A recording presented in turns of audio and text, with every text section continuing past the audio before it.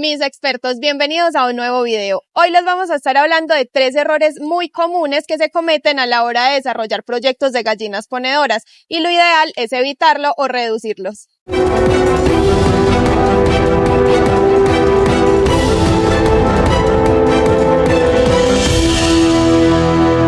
Es normal que cuando iniciemos un proyecto sobre cualquier producto o sobre cualquier cosa, cometamos muchos errores, porque es un proceso de aprendizaje que cada día podemos mejorar.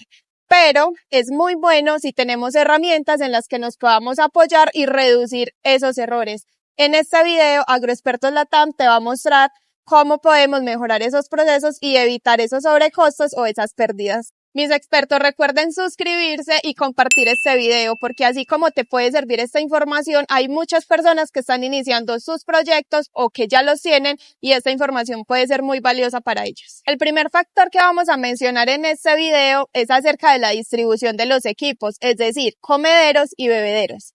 Para dar un buen manejo a los equipos de nuestro galpón, es decir, comederos y bebederos, debemos de tener en cuenta la densidad de las aves, es decir, cuántas aves por comedero y cuántas aves por bebedero. Generalmente, lo ideal es que por cada bebedero hayan 50 aves y por cada comedero más o menos de 20 a 25 aves. Ahora, no es lo único que debemos de tener en cuenta o prestarle atención. Si no manejamos estas densidades, lo que vamos a provocar es una competitividad entre las aves. ¿Por qué? Porque no todas van a alcanzar a consumir su alimento, no todas van a alcanzar a consumir el agua. ¿Y eso qué consecuencia nos puede traer? Estrés, desuniformidad en los pesos, lo cual es grave porque un ave que no alcanza el peso ideal según su semana de vida nos puede reducir la producción y la postura y esto se va a ver generalizado en el lote y en la producción día a día de los huevos, ¿cierto? Sin embargo, hay un momento al cual debemos prestar mucha atención y es ese pico productivo que nuestras gallinas van a alcanzar en determinada semana de vida. ¿Por qué? Porque así como ella va a producirnos más huevos, también sus requerimientos metabólicos y energéticos van a aumentar. Y si ellas no tienen la disponibilidad necesaria de alimento y de agua, no van a poder alcanzar ese pico.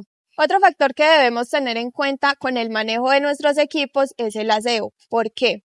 Por ejemplo, si nosotros nos realizamos todos los días un buen protocolo de aseo, por ejemplo, del comedero, el resto de comida del día anterior se va a ir acumulando y así sucesivamente. Y eso nos va a generar unas placas que con el tiempo nos puede provocar presencia de hongos, por ende de toxinas, y eso va a repercutir directamente en la salud de las aves. Por otro lado, los bebederos no son la excepción. Todos los días lo ideal es limpiar los bebederos y generar esa estimulación en el ave para que consuma el agua. ¿Por qué? Porque es un agua limpia, fresca, que es agradable para ella consumir. Un tercer factor que debemos tener en cuenta y prestar atención es la ubicación de los comederos y los bebederos. ¿A qué me refiero? La altura. Muchas veces no pensamos como gallina y ponemos los bebederos o los comederos muy altos o muy bajos. ¿Cuáles son las desventajas o las consecuencias de no tener una altura correcta sobre estos equipos? Por ejemplo, en los comederos, si los ponemos muy altos, muchas de las aves no van a alcanzar a consumir la cantidad de alimento adecuado. ¿Por qué? Porque no alcanzan. Pero van a haber otras que sí alcanzan y eso también, como lo mencionamos anteriormente, me puede llevar a una desuniformidad del lote con respecto al peso. Por otro lado, si lo ponemos muy bajito, entonces se va a generar un desperdicio de alimento porque lo van a regar, porque se van a meter en los comederos, pueden defecar en los comederos y eso tampoco es bueno. En cuanto a los bebederos, es el mismo principio, la altura debe de ser adecuada según la anatomía del ave, es decir, a la altura del buche, donde ellas alcancen a consumir el agua, pero tampoco desperdician mucha agua. ¿Por qué? Este desperdicio nos va a generar empastamientos en la cama y eso no es lo ideal. Bueno, mis expertos, hablando de las camas en el galpón, son un factor al cual le debemos dar un muy buen manejo. Un buen manejo nos va a traer unos buenos resultados en general en el galpón, pero si no prestamos atención a esos detalles, también nos puede traer consecuencias negativas. Por ejemplo, ya mencionamos, si los bebederos están muy bajos, se va a regar demasiado el agua a la hora de las aves consumir, y eso nos va a generar muchos empastamientos. El manejo ideal de las camas de nuestros galpones consiste en moverla cada cierto tiempo. ¿Cómo sabemos cada cuánto debemos hacer ese movimiento de camas? Bueno, esto lo vamos a hacer basándonos en la observación y en las necesidades de cada granja o de cada galpón. Cuando nosotros observamos que el galpón está empastándose mucho o está muy desuniforme, debemos realizar movimientos. Algunas granjas lo hacen 2 veces por semana, 1 vez por semana o cada 2 días. Eso depende de la necesidad que el mismo galpón nos vaya mostrando. Mis expertos, antes de continuar con el video, nos gustaría que nos cuentes en los comentarios cuál es el material que estás utilizando para la cama de tus galpones y cada cuánto haces el movimiento de cama. Y no olvides suscribirte a nuestro canal y activar la campanita de notificaciones. Teniendo en cuenta que podemos utilizar diferentes materiales para la cama de los galpones, entonces a la hora de elegirlo vamos a ser observadores y vamos a tener en cuenta ciertas características que nos pueden ayudar a que la cama se pueda utilizar por más tiempo. Por ejemplo, si vamos a utilizar viruta, vamos a fijarnos en que no esté con mucho aserrín o que no tenga tanto polvo, ¿cierto? Porque eso con la humedad de las heces de las gallinas puede generar empastamientos de una manera más rápida. Por ejemplo, la cascarilla de arroz. Si vamos a utilizar este producto para la cama de nuestros galpones, lo ideal es tener en cuenta la profundidad. Es decir, vamos a tener una cama con aproximadamente mínimamente 13 a 15 centímetros de profundidad. Hay granjas donde utilizan más profundidad, por ejemplo, 25 centímetros. Pero el principio más importante a la hora de elegir el material es tener en cuenta que estamos buscando que sea una cama que nos dure mayor tiempo, que sea una cama que podamos utilizar durante todo un ciclo de producción. Es muy importante que mediante la observación aprendamos a identificar cuando la cama nos está diciendo que debemos moverla porque está muy húmeda o porque hay empastamientos y ya es tiempo de realizar esos protocolos de movimiento. El tercer factor que es indispensable a tener en cuenta en el manejo interno de nuestros galpones es la ventilación. De una buena ventilación va a depender que se dé un adecuado intercambio de gases y una entrada de aire limpio para nuestras aves.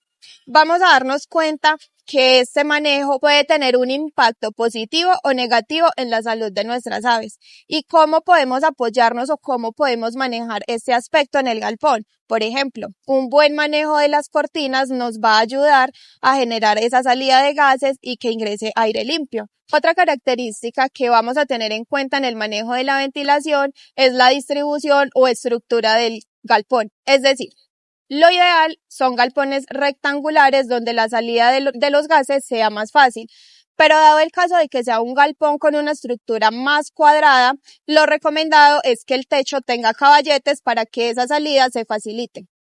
Otra herramienta en la que nos podemos apoyar para saber si la ventilación en nuestro galpón se está llevando a cabo adecuadamente es la salud de nuestras aves.